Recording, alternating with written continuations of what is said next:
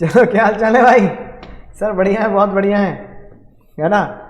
तो चलो शुरू करते हैं शानदार जानदार कहानी मेरी जुबानी।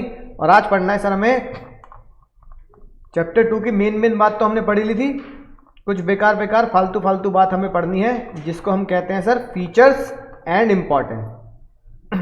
राइट, एक एक करके ध्यान समझेंगे, मेरे साथ साथ समझेंगे, ऑनलाइन वाले साथ साथ लिखते जाएंगे अपनी कॉपी में कि हमें क्या पढ़ना चाहिए, है ना? राइट, अब सुनो ध्यान से।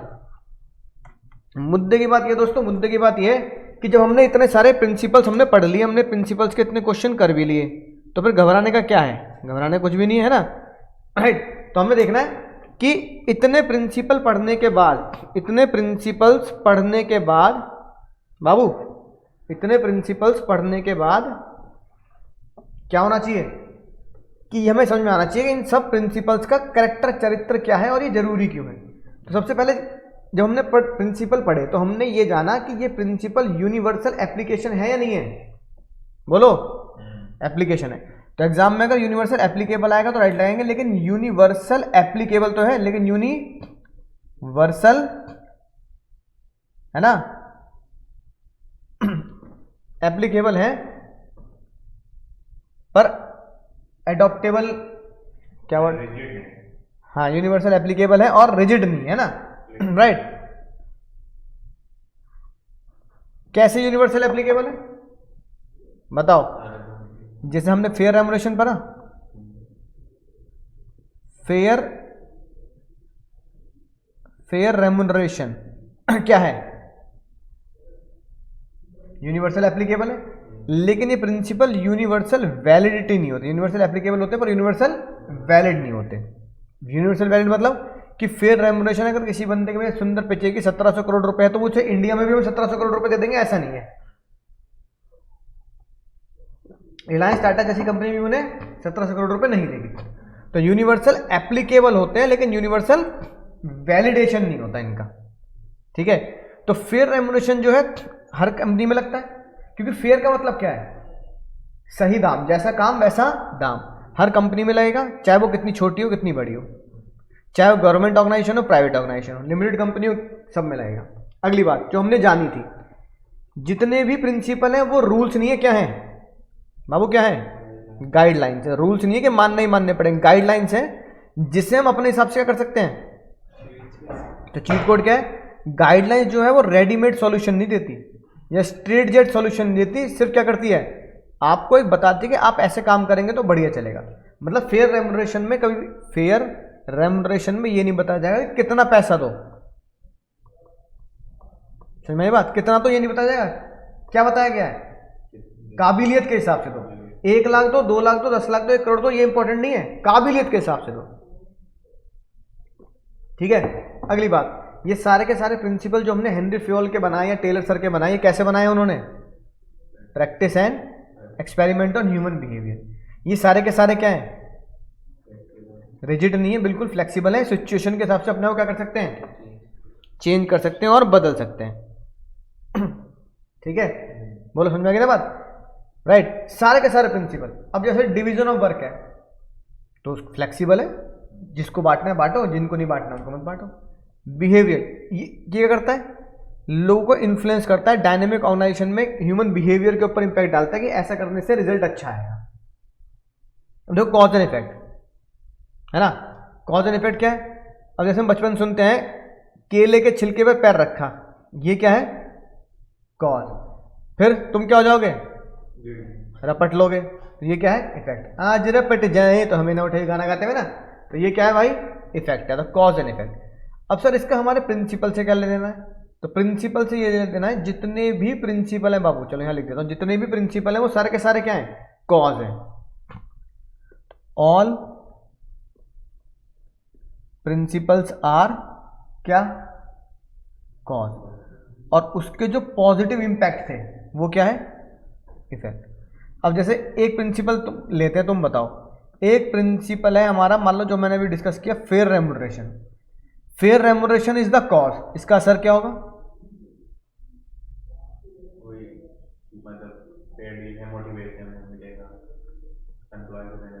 मोटिवेशन और लॉयल्टी, ठीक है ना? Principle of order is cause, principle of order is cause, ठीक है ना। तो प्रिंसिपल ऑफ ऑर्डर का इफेक्ट क्या होगा? नो वेस्टेज ऑफ टाइम और सिस्टमेटिक वर्किंग। तो 14 के 14 प्रिंसिपल कॉज है, उन 14 के 14 प्रिंसिपल के पॉजिटिव इंपैक्ट क्या है? इफेक्ट है। इसलिए हर एक प्रिंसिपल अपने आप में कॉज एंड इफेक्ट है, ठीक है, राइट। और कंटीजेंट है, कंटीजेंट का मतलब क्या होता है कि भैया कल क्या हो किसने जाना, है ना। कंटीजेंट का मतलब क्या होता है? कल क्या हो किसने जाना, सिचुएशन के हिसाब से। जैसे कि अगर मैं तुम्हें बताऊं, manager principle depend upon the certain contingency. Contingency कैसी होती है कि उसके हिसाब सिचुएशन बननी चाहिए। अब जैसे फॉर एग्जांपल एक बात देखो भाई, हम बात करते हैं मान लो डिवीजन ऑफ वर्क की। किसकी बात करते हैं बाबू? डिवीजन ऑफ वर्क की बात करते हैं। तो डिवीजन ऑफ वर्क, ठीक है, वहां पे बांटा जा सकता है जहां पे एक ही दुकानदार है, वन मैन शॉप। क्या हो सकता है? क्या बोलो? डिवीजन ऑफ वर्क उस वन मैन शॉप पे नहीं हो सकता। तो इट इज लेस एप्लीकेबल या नॉट अप्लाई ऑन प्रोपराइटर। इसे बोलते हैं कंटीजेंट। कंटीजेंट मतलब कल क्या होगा कोई नहीं जानता, लेकिन अगर कल अगर 2 या 3 लोग हैं तो डिवीजन ऑफ वर्क चल सकता है, लेकिन अगर एक ही लोग है तो नहीं चल सकता। ऐसी डिसेंट्रलाइजेशन, डिसेंट्रलाइजेशन जो तुम पढ़ चुके हो ना कि भैया अपने सेंट्रलाइजेशन डिसेंट्रलाइजेशन कि नॉर्मल काम को अपने जूनियर को दे दो। क्या नॉर्मल काम को अपने जूनियर को दिया सकता है?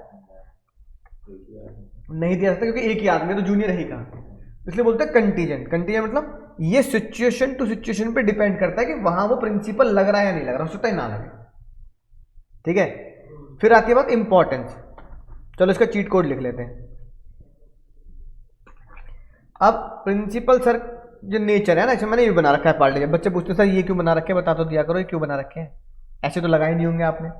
तो सर प्रिंसिपल सर है, हमारे जो स्कूल के प्रिंसिपल सर हैं उनका एक नेचर था। प्रिंसिपल सर का नेचर था, वो ब्रेकफास्ट में क्या लेते थे? ब्रेकफास्ट में नहीं खाली पार्ले जी नहीं बाबू, ब्रेकफास्ट में लेते थे, ब्रेकफास्ट में लेते थे चाय और पार्ले जी। चाय और पार्ले जी, जी माने जी नहीं है ना। तो ये नेचर का तो कोड हो गया। बी से क्या बनेगा? बिहेवियर, बिहेवियरल है ना। फास्ट कैफ से क्या बनेगा? फ्लेक्सिबल। सी से क्या बनेगा? कॉन्टिजेंट। ए से क्या बनेगा बाबू? Applicable universal. पी से क्या बनेगा? ऑनलाइन में लिखते जाएंगे, प्रैक्टिस एंड एक्सपेरिमेंट से बनते हैं। और जी से क्या बनेगा? ये गाइडलाइंस हैं, ये क्या नहीं है, रूल्स नहीं है ना। सी से कंटीजेंट एंड सी से कॉज एंड इफेक्ट कर दो।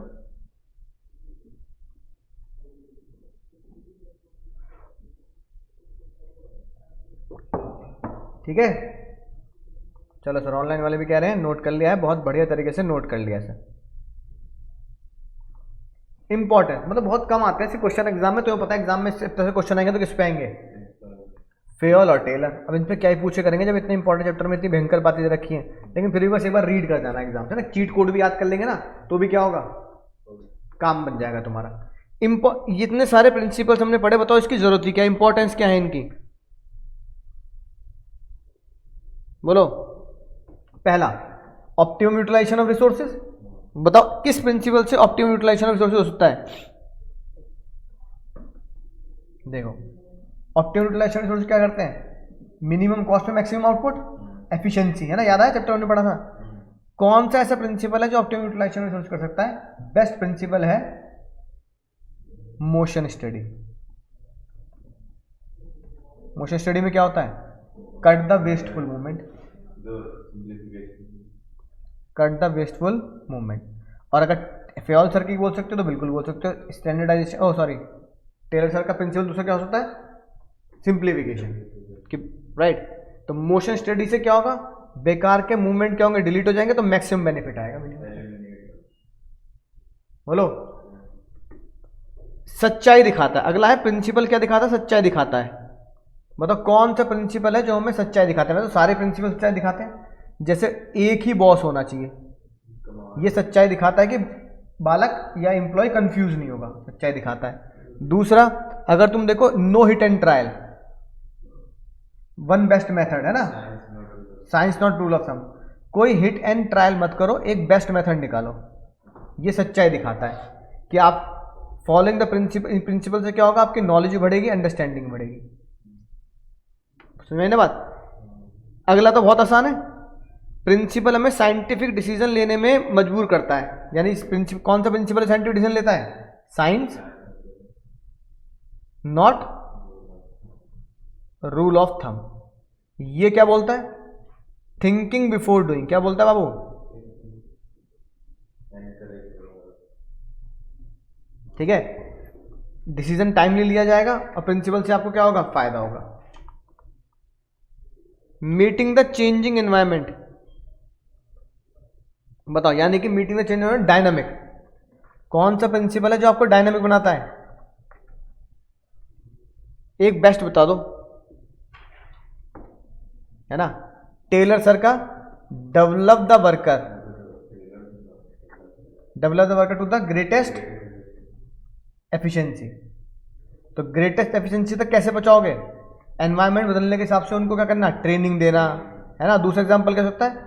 अपने ही काम को हम क्या कर रहे हैं? आउटसोर्स कर रहे हैं। जैसे भाई मैं बुक बना रहा हूं तो मैं बुक प्रिंट थोड़ी कर रहा हूं, प्रिंटिंग में कर रहा हूं, आउटसोर्स कर रहा हूं। ठीक है भाई। अगला सोशल रिस्पॉन्सिबिलिटी, है ना, सामाजिक तौर पर क्या करना? लोगों का भला करना। मतलब ऐसा कोई प्रिंसिपल है जो सोशल रिस्पॉन्सिबिलिटी भी निभाता हो? बोलो, है बाबू एक principle of equity. Principle of equity social responsibility तो निभाता है। कैसे? कि भेदभाव मत करो, अमीर गरीब में, काले गोरे का, है ना, एक तरीके से हार्मनी नॉट डिस्कॉर्ड, कंपनी में लड़ना नहीं चाहिए, ठीक है ना, harmony not Discord, class conflict नहीं होना चाहिए। तो इस सोशल मैसेज भी तो जाता है, ठीक है। और ये वाला फिर से इसमें वही लिख सकते हैं, कौन सा? Develop the worker to the greatest efficiency, कि उनकी नॉलेज को अपडेट करो, ट्रेनिंग दो, ताकि वो बिल्कुल ग्रेटेस्ट एफिशिएंसी तक पहुंच सके। तो ये तो आसान थे, बात समझ में आ गई? आसान है कि नहीं भाई? बोलो। तो एग्जाम में आने की संभावना कम आती है, लेकिन फिर भी हमें पता होना चाहिए। सिंपल है। अब क्या करते हैं? अगला इंपॉर्टेंट चैप्टर शुरू करते हैं जो बहुत इंपॉर्टेंट है।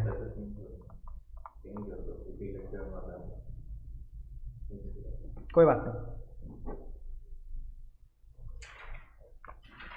कोई फर्क नहीं पड़ता, है ना। चलो सर, अगला चैप्टर आता है बहुत ही इंपॉर्टेंट, एग्जाम में क्वेश्चन आते। देखो हर चैप्टर से क्वेश्चन तो आने ही आने एग्जाम में, इसमें घबराने वाली कोई बात तो है ही नहीं। तो ऑनलाइन में देखेंगे सर बिजनेस एनवायरनमेंट। बाबू कौन सा देखेंगे? Business environment. बिजनेस एनवायरनमेंट का मतलब, जैसे भाई हमारी कोचिंग में तो बिजनेस ही है, तो अगर मैं अपनी कोचिंग के प्रीमाइसिस से बाहर किसी भी चीज को कंसिडर करता हूं, किसी भी चीज को, है ना, तो वो मेरा क्या बनेगा बाबू? Business environment. जो मैथ से मोहब्बत करते हैं बच्चे तुम्हारी तरह, है ना, और मैथ्स वाले सर से भी, तो अगर मैथ्स वाले सर बोलते तो वो ऐसे बोलते कि बाबू पूरे यूनिवर्स में से बाबू क्या माइनस कर दो? अपनी बिजनेस एंटिटी को माइनस कर दो। तो जो बचेगा क्या बचेगा? यूनिवर्स में से क्या माइनस कर दूं? अपनी बिजनेस को माइनस कर दो। तो जो बचेगा क्या बचेगा? बिजनेस एनवायरनमेंट बचेगा। तो बिजनेस एनवायरनमेंट का मतलब होता है मेरे बिजनेस में जो भी एक्सटर्नल एनवायरनमेंट है वो मेरे बिजनेस पे क्या डालता है बाबू? इफेक्ट डालता है। तो वो क्या है? Business environment. ठीक है, देखो ये लिखी बात। एग्जाम में क्या लिखेंगे? Business environment is the total of all individuals और इंस्टीट्यूशंस। जैसे एनजीओ वगैरह भी किसमें आते हैं? इंस्टीट्यूशन। ठीक है। And other forces. Other forces में क्या आएगा? तुम्हारे consumer, competitor, supplier, government, court, media, है ना, और external forces like economic, social, political, legal और टेक्नोलॉजिकल। बोलो बात समझ में आ गई ना। तो ये जो ऊपर की चीजें है ना, ये सारे लोग मेरे बिजनेस पे असर डालते हैं। तो ये सारे लोग जो मेरे बिजनेस पे असर डालते हैं वो बाहर से तो आ रहे हैं, मेरा कंज्यूमर बाहर से आ रहा है, गवर्नमेंट बाहर है, ठीक है ना, इकोनॉमिक बाहर है, टेक्नोलॉजी बाहर है। तो ये सारी बाहर की चीजें अगर मेरे बिजनेस के ऊपर असर डालती है, पॉजिटिव भी डालती है, नेगेटिव भी डालती है, वो मेरे लिए क्या बनेंगी, बिजनेस एनवायरमेंट। उन्हें पढ़कर, उन्हें समझकर मुझे अपने बिजनेस को ग्रो करना है ना। ये लिखी बात, ये सारी चीजें आपके कंट्रोल से बाहर हैं, लेकिन आपके बिजनेस पर असर जरूर डालती है। बोलो समझ में आई बात। तो हमारे कोर्स में क्या है, अब इसमें दो पता लगे, इंटरनल सोर्स होती है और एक एक्सटर्नल फोर्स होती है, एक इंटरनल फोर्स और एक एक्सटर्नल फोर्स। अभी बता दूंगा हमारे कोर्स में डाला गया है एक्सटर्नल फोर्सेस जो मेरे बिजनेस पे असर डालती है, और एक्सटर्नल फोर्सेस को चीट कोड में लिखवाता हूं SLEPT, स्लैप्ट। ये वो हैं जो मेरे बिजनेस के ऊपर क्या डालती है बाबू, एक्सटर्नल, यानी एक्सटर्नल की जगह आप इसे जर्नल बोल सकते हो। क्या बोल सकते हो, जर्नल फोर्स, है ना। एक्सटर्नल तो सारे ही हो गए ना, जर्नल फोर्स। जर्नल का मतलब क्या होता है, ये खाली मेरे बिजनेस पर असर नहीं डालती। जर्नल का मतलब होता है सबके बिजनेस पर। अब जैसे मान लो फॉर एग्जांपल लॉकडाउन लगा, तो लॉकडाउन लगा तो क्या अपनी कोचिंग ही बंद हुई क्या, बोलो, क्या पड़ोसी की कोचिंग बंद हुई होगी, नहीं होगी, दुकान बंद हुई होगी, नहीं होगी। तो इसका मतलब क्या है, एस से क्या बनेगा, जो सबके बिजनेस पे असर डाले, सोशल। बाबू एल से क्या बनेगा, ई से इकोनॉमिकल, पी से और टी से टेक्नोलॉजिकल। बात समझ में आ गई ना। ये एक्सटर्नल फोर्स, ये हमारे बिजनेस पे असर डालते हैं। तो अब देखो फीचर क्या है, बिजनेस एनवायरनमेंट जो भी होगा, अभी मैंने तुम्हें क्वेश्चन क्या लिखवाई, यूनिवर्स में से बिजनेस माइनस कर दो, तो इसका मतलब जो भी बिजनेस एनवायरनमेंट में लोग आएंगे वो सारे के सारे क्या होंगे, एक्सटर्नल होंगे। यानी इंटरनल कोई भी फोर्सेस हमारे ऊपर असर डालते हैं, क्योंकि इंटरनल क्या होते हैं, कंट्रोल में होते हैं। एक्सटर्नली फोर्स क्या होते हैं सर, मेरे हाथ में नहीं है, इंटरनल तो मेरे हाथ में है ना। तो बिजनेस एनवायरनमेंट का पहला फीचर क्या हुआ, it is all forces that are external to the business, और बिजनेस को उसके साथ डील करना ही करना है, चाहे वो मेरा कंपटीटर हो, चाहे वो मेरा सप्लायर हो, चाहे वो मेरा ग्राहक हो, चाहे वो टेक्नोलॉजी हो, चाहे वो गवर्नमेंट हो। ठीक है बाबू। अब इन एक्सटर्नल में दो लोग आते हैं, सुन लो होश में। इस एक्सटर्नल में दो लोग आते हैं जिन्हें हम बोलते हैं फोर्सेस। क्या बोलते हैं,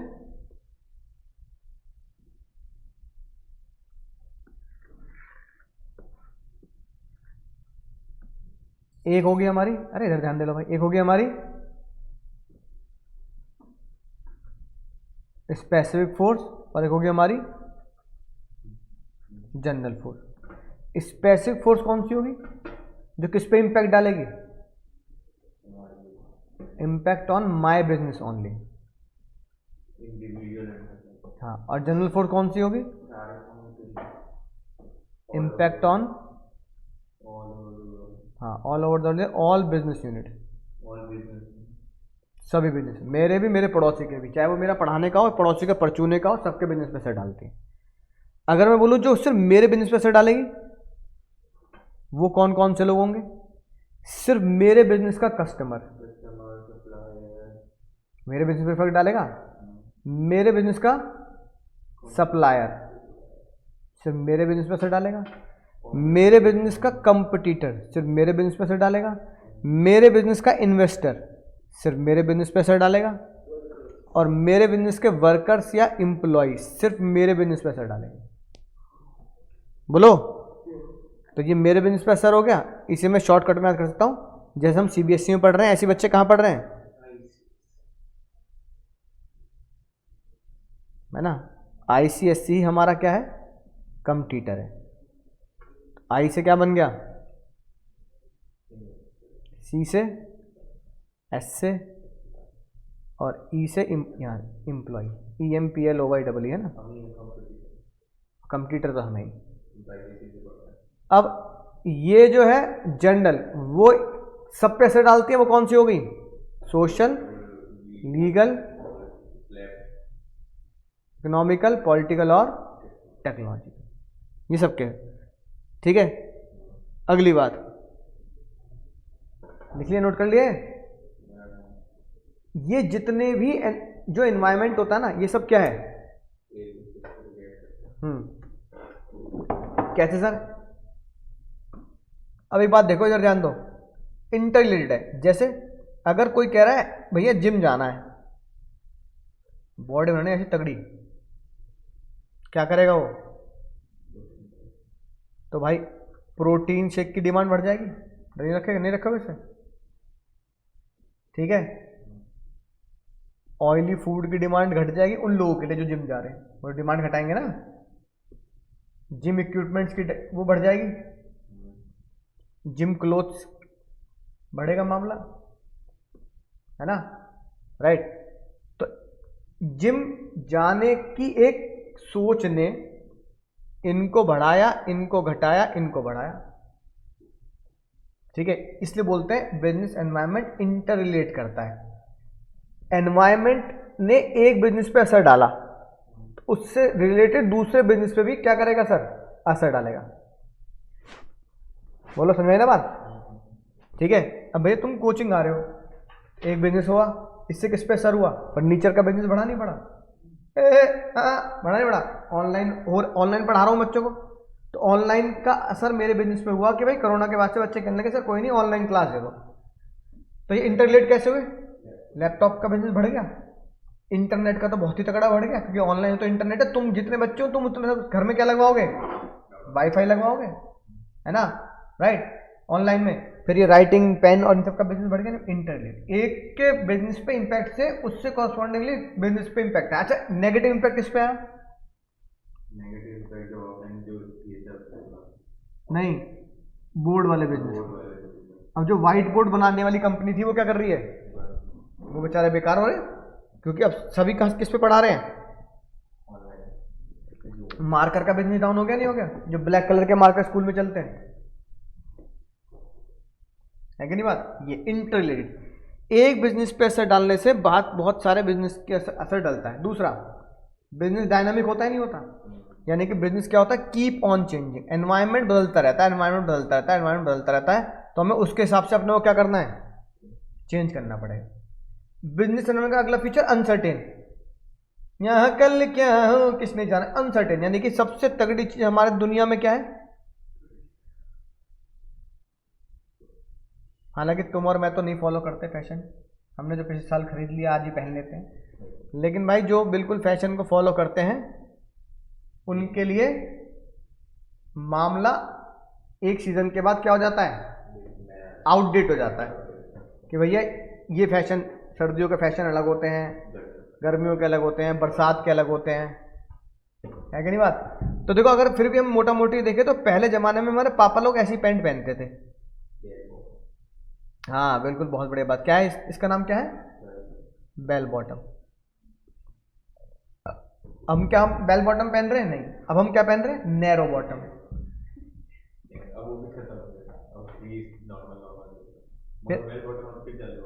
है ना? फिर बहुत चिपकी चिपकी पहन ली, मजा नहीं आ रहा, अब थोड़ा सा नॉर्मल बॉटम। तो ये डिफिकल्ट है प्रिडिक्ट करना कि जो आज मैं चीज ले रहा हूं फैशन की दुनिया में वो अगले दिन काम करेगी या नहीं करेगी, है ना? हैरी पॉटर का चश्मा बहुत चला, जब हैरी पॉटर आई गोल गोल पहनने लगे सब। अब हैरी पॉटर से पहले सिर्फ गांधी जी पहनते थे गोल गोल, तो अगर कोई गोल गोल चश्मे पहन ले तो वो भाई आजाद है, 50 साल पुराने 60 साल पुराने चश्मा लिया है। हैरी पॉटर के पहनते ही फैशन में आ गया, वो बदल गया ना, पलटी नहीं मार ली दिमाग ने। पहले तुम कह रहे थे गांधी जी का चश्मा है, आउटडेटेड, बहुत साल पुराना, गांधी जी पे जचता था। हैरी पॉटर पे कैसे जच रहा भाई वो? तो कीप्स ऑन चेंजिंग, इसे बोलते हैं अनसर्टेन है, आप अंदाजा नहीं लगा सकते। इंफॉर्मेशन टेक्नोलॉजी और फैशन इंडस्ट्री में सबसे ज्यादा क्या होता है सर? चेंज आते रहते हैं, है ना? क्योंकि चेंज इतनी जल्दी जल्दी आ रहे हैं, इसलिए इसको समझना क्या होता है? डिफिकल्ट। जैसे फॉर एग्जांपल गवर्नमेंट ने पॉलिसी में बोला कि 5% जीएसटी बढ़ा देते हैं, है ना? तो पता लगा जिस प्रोडक्ट पे जिस मान लो फॉर एग्जांपल पेट्रोल के दाम बढ़ा दिए, सीएनजी के बढ़ा दिए, ऐसे कुछ बढ़ा दिए, तो इससे ट्रांसपोर्ट महंगा होगा, प्रोडक्ट महंगे हो जाएंगे नहीं हो जाएंगे। तो ये डिफिकल्ट है उसका इम्पैक्ट कि मेरे बिजनेस पे इसका इम्पैक्ट क्या हो सकता है, ये हम नहीं जान पाते। बोलो भाई।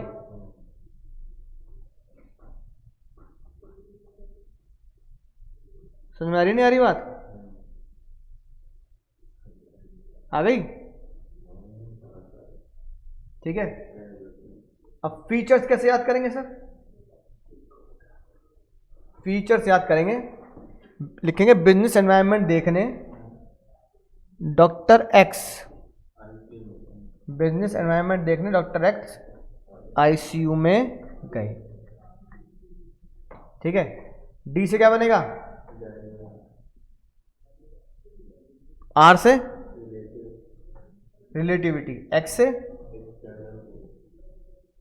एक्सटर्नल फोर्स, आई से इंटर रिलेटेड, सी से कॉम्प्लेक्स, यू से अनसर्टेन, जी से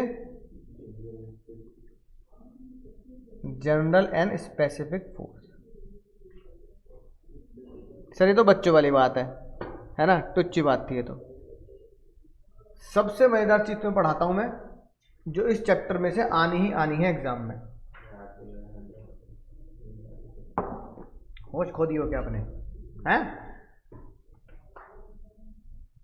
ठीक है बच्चों, स्पेसिफिक एग्जाम्पल बता तो दिया कृष्णा भाई, स्पेसिफिक एग्जाम्पल ये तो ना, कस्टमर, सप्लायर, कॉम्पिटिटर। अब जैसे भाई कॉम्पिटिटर है दुकान कोक और पेप्सी, तो कोक अगर कोई भी प्राइस में अप डाउन करता है तो उसका असर पेप्सी पे ही तो पड़ेगा, हमारी कोचिंग पे थोड़ी असर पड़ रहा है।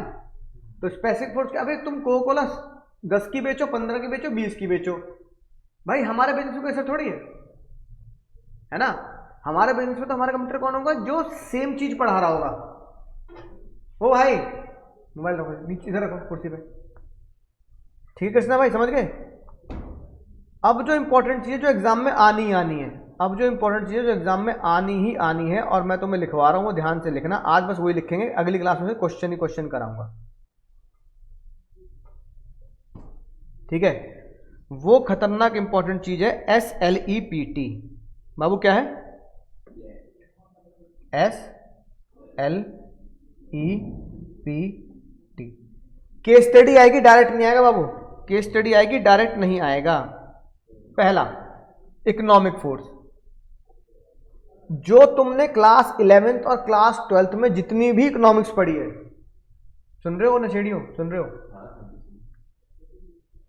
चाहे माइक्रो में पढ़ा हो चाहे मैक्रो में पढ़ा हो, उसकी कोई भी टर्मिनोलॉजी केस स्टडी में आ जाए तो आंख मीच के क्या लिख देना है। जैसे कि लिखा मिल गया जीडीपी, लिखा मिल गया पर कैपिटा इनकम, लिखा मिल गया डिमांड, सप्लाई, इन्वेस्टमेंट, सेविंग, है ना, इंपोर्ट एक्सपोर्ट, बिल्कुल सही बात है ना, और इन्फ्लेशन, EMI, क्रेडिट सिस्टम, ये सारे SG लिख के मिल जाए, CRR, RBI, ये सारे इकोनॉमिक्स में पढ़े हैं ना। समझ जाना क्या है, क्या है बाबू? इकोनॉमिक। सोशल एनवायरनमेंट की बातें जब आती है, जब जहां से सोच शुरू होती है, क्योंकि विद्या वाले ने कहा था जहां सोच वहां शौचालय है। ठीक है, तो ऐसे जहां सोच वहां शौचालय की जगह जहां सोच वहां सोशल, यानी कि कैसे वर्ड मिलेंगे जब सोशल एनवायरनमेंट में बात करेंगे कि भाई दिवाली पर क्या हुआ, चॉकलेट्स की मिठाई की सेल ज़्यादा हो गई, तो दिवाली पर ही क्यों ज़्यादा हुई? सोशल एनवायरनमेंट, सोसाइटी कहती है दिवाली पर ही मिठाई बिकेंगी ज़्यादा, है ना। कल्चर, तुम्हारे ट्रेडिशन, कस्टम एंड ट्रेडिशन, ठीक है। टेस्ट, मजा नहीं आ रहा, है ना, तो लोगों ने टिक्की गोलगप्पे की जगह बर्गर खाने शुरू कर दिए, है ना। डेथ रेट, बर्थ और डेथ, ठीक है। वुमेन एम्पावरमेंट या वुमेन लिटरेसी या वुमेन जॉब, सोसाइटी तो कहती है लड़कियों को जॉब करनी चाहिए। कैरियर एडवांसमेंट, कि कैरियर बनाना चाहिए भाई, ऐसा नहीं है कि भाई लड़कियों की शादी कर दी, ठीक है, रोटी कपड़ा बना रहे हो, अरे नहीं भाई कैरियर बनाना चाहिए, पढ़ाई लिखाई करके पैसा कमाना चाहिए, क्या दिक्कत है। Women empowerment. Health effects, standard of living, ये सारी चीज किसमें आएंगी सर, सोशल में आएंगी, है ना। अच्छा, जैसे अगर हम देखते हैं कई बार कुछ चीजें ये लोग भी करते हैं ना,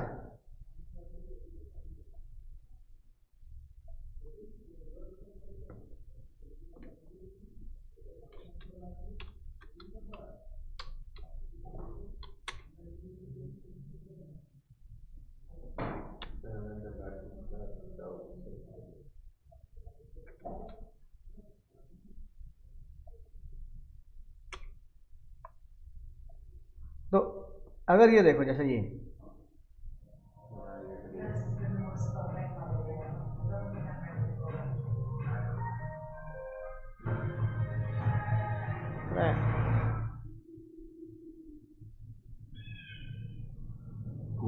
राजस्थान कुछ आराम दो, इधर फेंक के दो, फेंक के दो मुझे, गिर जाएगा तो गिर जाने देना, भला ही होगा तुम्हारा से भी।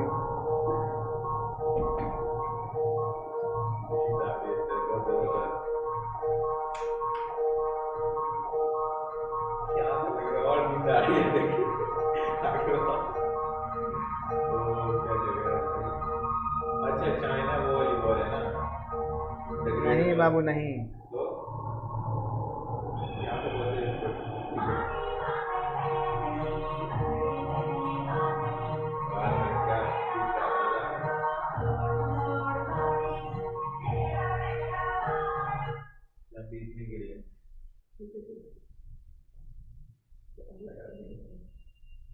देखो यहाँ महल है राजा का, यहाँ से आ रही है ये दीवारी, इसे यह है वर्ल्ड की सेकंड लार्जेस्ट दीवार, वॉल, आफ्टर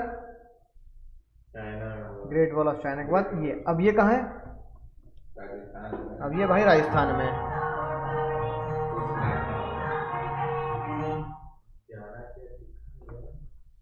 है ना, जाने क्या दिख जाए, राजस्थान घूम लो इसलिए, है ना। तो राजस्थान वाले कह रहे हैं भाई तुम्हें पता ही नहीं है कि तुम भग रहे हो चाइना इधर उधर विदेशों में, भाई तुम्हें इंडिया में चीज़ दिख जाएंगे तो खोपड़ी खुल जाए तुम्हारी, विदेश से लोग आ रहे हैं भाई ये देखने क्या हो रहा है। तो सेकंड लार्जेस्ट वॉल इंडिया में है, राजस्थान के किसी राजा ने बनाई थी ना, कितनी कितनी बड़ी वॉल है भाई, देख लो, यहीं से देखने में दिमाग चल जाए, यहाँ से भी ख़त्म नहीं हुई है, यहाँ से चल रही है, यहाँ चल रही है, ये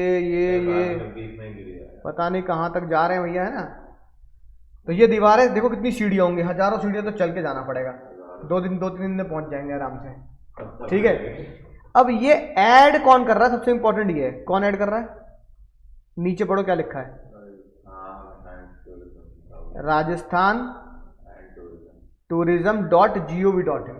अब बताओ ये .gov.in का क्या मसला है, .gov.in का क्या मसला है, यानी कि गवर्नमेंट, यानी कुछ चीजें जो हमारी गवर्नमेंट करती है और वो हमारे ऊपर असर डालती है, तो वो कौन सा इन्वायरमेंट होगा। एक बार देखो, गवर्नमेंट ने ऐड कर दिया बाबू, गवर्नमेंट ने ऐड कर दिया, किसके मजे आ गए बताओ,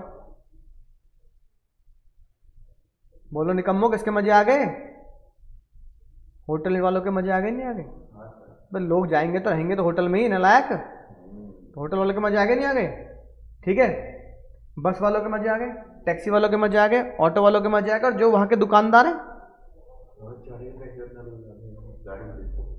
है ना, उनके मजे आ गए। तो पॉलिटिकल इन्वायरमेंट में क्या होगा, जैसे लिखा मिलेगा कि गवर्नमेंट की पॉलिसी चेंज हो गई है और अब गवर्नमेंट टूरिज्म को प्रमोट करती है कि देश विदेश से लोग घूमने आए। अगर लिखा मिले वर्ड आफ्टर इलेक्शन, क्या लिखा मिले, आफ्टर इलेक्शन, है ना, निफ्टी बढ़ गया, बैंक निफ्टी बढ़ गया। ये गवर्नमेंट अलाउ कर रही है किसी बिजनेस से, गवर्नमेंट ने कोक को अलाउ किया, गवर्नमेंट ने क्या किया, कोक को अलाउ किया इंडिया में बिजनेस करने का, तो पॉलिटिकली तो है, हमें थोड़ी क्या गवर्नमेंट ने अलाउ किया है। हाँ, यह लिखा मिल जाए देश के प्रधानमंत्री ने कुछ ऐसा बोल दिया, हाँ जनाब तुम्हारा वजह है, तो ये क्या है, पॉलिटिकल एनवायरनमेंट। या किसी स्टेट के एमपी नहीं, क्या कहते हैं, चीफ मिनिस्टर ने ऐसा बोल दिया, प्लास्टिक बैन हो जाएगी, ठीक है। या इलेक्शन वर्ड लिखा मिल जाए कि लोकसभा इलेक्शन की वजह से ये हुआ, राज्यसभा इलेक्शन की वजह से इस वाले बिजनेस को ये फर्क पड़ा, है ना, राइट। भाई प्लास्टिक बैन कर दी तो जो प्लास्टिक इंडस्ट्री है, बिजनेस है, उनका फर्क डाउन हो गया, नहीं हो गया। तो ये सारे पॉलिटिकल एनवायरनमेंट है, ठीक है। अब आती है लीगल। लीगल एनवायरनमेंट बहुत आसान। लीगल में क्या होगा, जैसे लिखा मिल जाए सुप्रीम कोर्ट, हाई कोर्ट का डिसीजन, या लिखा मिल जाए लॉ में, जैसे कुछ बच्चे जो हमारे साथ साथ सीए की पढ़ाई भी कर रहे हैं, है ना, तो पता लग जाए कि भैया कंपनीज एक्ट में ये लिखा है कि भैया अगर कॉल से एरियर हो गया तो क्या कर देंगे, बेइज्जती करा देना, पर सर क्या करोगे, फॉरफिट। कंपनी एक्ट नहीं पढ़े हो क्या, तो कंपनी वो नहीं पढ़ा क्या, अकाउंट, ठीक है। वेजेस एक्ट में लिखा है बोनस देना है, तो ये क्या हो गया सर, बोलो, लीगल एनवायरनमेंट, ठीक है। मेमोरेंडम छापना है, आर्टिकल ऑफ एसोसिएशन छापना है, लीगल एनवायरनमेंट। प्रोविडेंट फंड में पैसा डालना ही डालना है, ये सब लीगल एनवायरनमेंट काम है, क्योंकि ये सब किस में लिखी है, ये सब बातें लॉ में लिखी है, ठीक है। प्रोडक्ट के पीछे FSSSI का क्या होना चाहिए, मार्क होना चाहिए, ये क्या है सर, लीगल। अगर ग्रीन, भैया अगर वेजिटेरियन है तो ग्रीन डॉट लगाओ, अगर तुम्हारा प्रोडक्ट नॉन वेजिटेरियन है तो क्या बाबू, रेड डॉट लगाओ, ताकि पैकेट को खोल के खाने वाले को पता लग जाए कि भैया वेज है नॉन वेज है। तो ये क्या है बाबू, लीगल एनवायरनमेंट। बोलो, सिगरेट पीते हो ना तुम, तो सिगरेट के डब्बे पे लिखा होता है स्मोकिंग किल्स, ये लिखना जरूरी है। ये क्या बाबू, लीगल एनवायरनमेंट, हमारे देश का कानून ये कहता है। टेक्नोलॉजिकल एनवायरनमेंट में क्या आएगा, जो तुम सब कर रहे हो, ऐप के थ्रू ऑर्डर, www.वेबसाइट के थ्रू क्या करना, बिजनेस करना, वेब पोर्टल बनाना, ऑनलाइन पेमेंट कर देना, है ना, ये सब क्या आएंगे सर, इनोवेशन करना, कि मैंने कुछ नया आविष्कार कर दिया, ये सब क्या आएगा सर, टेक्नोलॉजिकल। जमती है बात। तो उम्मीद है ऑनलाइन वाले बच्चों ने भी साथ साथ ये चीट कोड बोल रहे लिख लिए होंगे ना, राइट। अब एक बार पढ़ के देखो लिखी बात, बस यहां से याद करना है, चाहे क्वेश्चन बैंक से याद कर लेना। इकोनॉमिक एनवायरनमेंट वो एनवायरनमेंट होते हैं जो इकोनॉमिक की वजह से हमारे बिजनेस में इंपैक्ट डालते हैं, GDP, inflation, interest rate, stock exchange index, tax के रेट, इनकम, डिमांड, समझ गए। सोशल एनवायरनमेंट जो होते हैं जो हमारे कस्टम से हमारे ऊपर इंपैक्ट डालते हैं, हेल्थ फिटनेस वाली बात, राइट। लड़कियों को पढ़ाएंगे तो इन सब चीज़ों पे असर होगा, वुमेन एम्पावरमेंट। पॉलिटिकल एनवायरनमेंट जो गवर्नमेंट से रिलेट करते हैं कि रूलिंग पार्टी जो है वो क्या करती है ना, किस चीज़ को बढ़ावा दे रही है, राइट। लीगल एनवायरनमेंट जो कोर्ट और लॉ हमारे देश में बनाता है, ठीक है।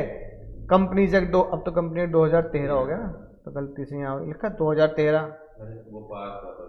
ठीक है, राइट। फैक्ट्रीज एक्ट में क्या लिखा है, सिगरेट की वार्निंग देनी है। टेक्नोलॉजी में जो हम टेक्नोलॉजी से काम करते हैं कि भैया टिकट बुक कर दी ऑनलाइन, इंटरनेट के थ्रू पेमेंट कर दी, टेक्नोलॉजी में जो बदलाव आ रहा है, Jarvis,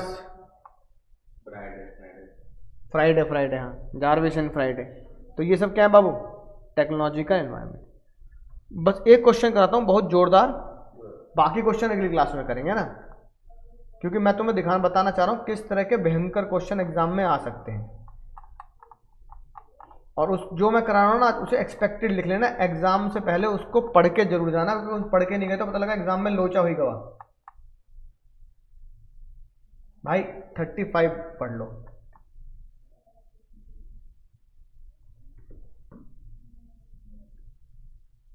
identify the feature of management. बच्चा सोचता है फीचर ऑफ बिजनेस एनवायरनमेंट, तो भाई फीचर ऑफ मैनेजमेंट है, यानी कि चैप्टर नंबर 1। हाँ, आई लव मैकडी पे एग बर्गर। फिर पूछ रहा है डायमेंशन। डायमेंशन क्या हो गया? फिर पूछ रहा है प्रिंसिपल ऑफ जर्नल मैनेजमेंट, ये क्या हो गया?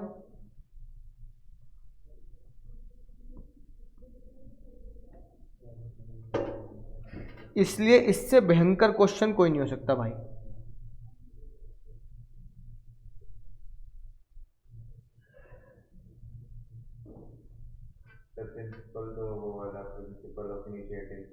पहले मुझे बताओ फीचर ऑफ मैनेजमेंट कौन सा है?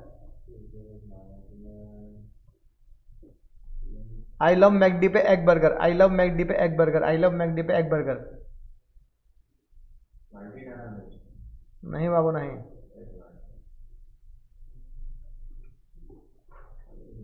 भाई चेंजिंग एनवायरनमेंट।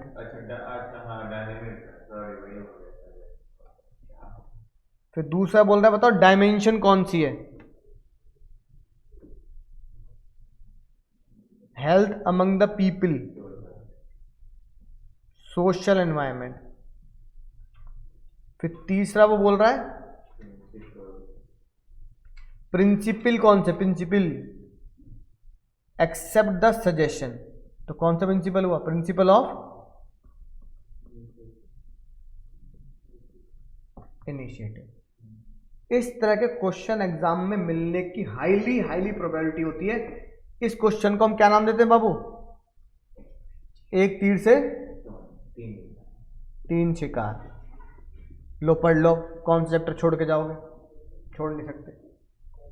अब चाहे ना यहाँ से याद कर लेना, है ना। हालांकि ये तो ये बोला ही है बस, समझा की बात। अब ढंग से अपने क्या करेंगे भैया? ढंग से अपने फीचर्स को याद करेंगे, ढंग से अपनी SLEPT के चीट कोड याद करेंगे, और अगले लेक्चर में भाई भगने का नहीं, अगले लेक्चर में क्या करेंगे? क्वेश्चंस करेंगे। और एक टॉपिक है इसका, कौन सा जो बचा है? आज रात 12 बजे से, और इसके अलावा आज रात 12 बजे से डिमोनेटाइजेशन। तो अगले लेक्चर में डिमोनेटाइजेशन वो करेंगे और साथ में क्वेश्चंस करेंगे। तो क्वेश्चंस के लिए तैयार रहना, रिवाइज करके रखेंगे चैप्टर को बहुत ही शानदार तरीके से। तो चलो दोस्तों, tata bye bye, take care, good night. पढ़ते रहो, सीखते रहो, जानदार तरीके से 100 में 100 की CUET में भी तैयारी करते रहो।